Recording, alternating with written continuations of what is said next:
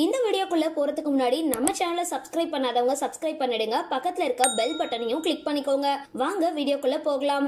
Dubbing ஆர்டிஸ்டா இருந்து தற்பொழுது Tamil serial நடிகையா மாறி இருக்கிற கார்த்திகை தீபம் ரேவதி யார் தெரியுமா? கேரளா 2 தமிழ் சின்னத்திரைய கலக்கிட்டு இருக்க கார்த்திகை தீபம் ரேவதி யாருன்னு இந்த வீடியோல பார்த்து தெரிஞ்சுக்கலாம். கார்த்திகை தீபம் சீரியல்ல ரேவதியா நடிக்கிறவங்க நடிகை வைஷ்ணவி சதீஷ். கேரளாவை சார்ந்த வைஷ்ணவி மலையாளத்துல டப்பிங் ஆர்டிஸ்டா இருந்தவங்க.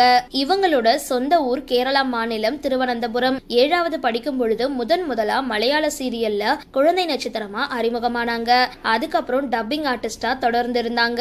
அதுக்கப்புறம் மலையாள தொடர்கள்ல நடிக்க தொடங்கினாங்க.